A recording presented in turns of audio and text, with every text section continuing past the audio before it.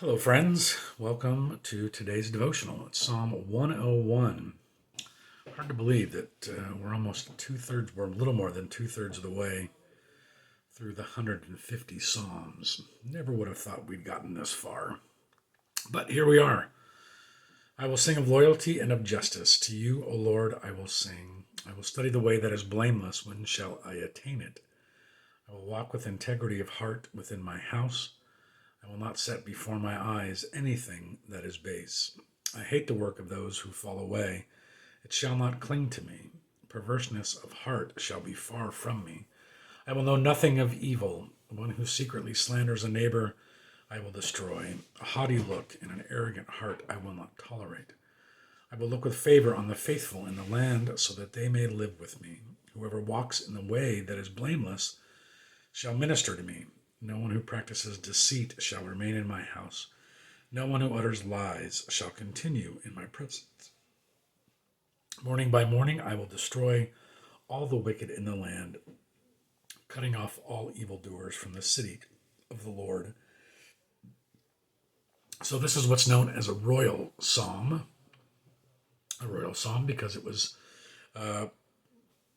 probably something that was recited when a new king was put in place or anointed to rule, which is probably makes more sense now that I've said that. The psalm probably makes more sense just based on what was written, because it is somebody who's going to take action sort of in their kingdom.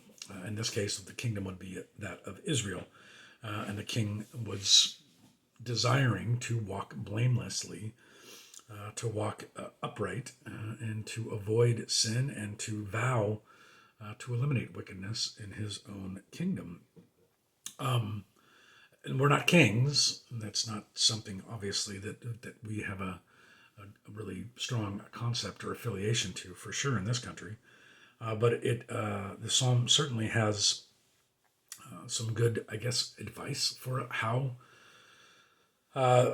a person should live their life, how someone who is a Christian, a believer in God, should live a life that reflects God's grace and love for us into the world.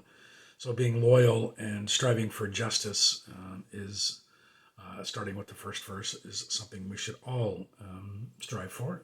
Loyalty to God, family, friends, and seeking justice for all people, because God is just, ultimately perfectly just, and studying the way that is blameless. So striving to seeking information on what it means to live according to the will of God. And certainly Scripture is probably the greatest source of that for us. When shall I attain it? Well, honestly, never. We will never be completely blameless in how we live our lives, but nevertheless, we should continue to strive to live a blameless life. Walking with integrity of heart in my own house is being loyal to the members of your household and not setting before your eyes anything that is base. Hating the work of those who fall away, and perverseness of heart, keeping that far from us. Secret slander of a neighbor, and a haughty look. That really speaks to me of gossip. That participating in such things is certainly not characteristic of walking blamelessly. Looking with favor on the faithful in the land, seeing the best in people, seeing them in the best possible light as God sees us, and giving them the benefit of the doubt as often as we can until they prove to us they don't deserve it. Keeping people out of our lives who are deceitful or who utter lies, all ways in which we can seek to walk a life or live a life that is blameless. And these seem, there are kind of little things if you think about them: gossip and loyalty and integrity and things like that. And certainly all of us are guilty of small infractions of that, or we think that they're harmless in our lives. The things that we watch, the things we put before our eyes, the things that we listen to, and how that impacts us. We don't often think of the way that it changes our thought process, changes our perspectives, our attitudes towards the world and towards others and towards God. But those things all add up. Even little things here and there do add up. And so living a life of blameless, living a life that is blameless, walking upright it gives us an opportunity to sort of examine the things in our life that we do, little things, and wondering how do those things impact us, but instead seeking the goodness of God, seeking God's will and God obedience to His will, and even the little things is how we strive to attain living a life that is blameless. We don't like to self-examine. It's difficult. It's painful sometimes, and it can be an exercise in struggle for us when we do that. But it's a good thing for us to do on a regular basis because of the world that we live in and because of our own nature as people who are corrupted by sin.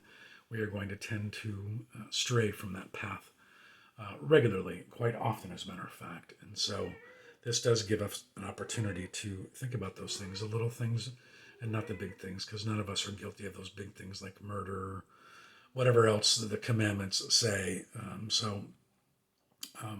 Living that blameless life is something that honors God and gives us the best opportunity to stay connected with Him and to have an impact on others. That's really what we're here for. So that's what we're up to. My cat has decided to join us again. So at the end of the psalm, yes, I hear you, cat. So that's all we have for today. Until tomorrow's Psalm 102. Blessings to you all, and goodbye from my cat, Chloe.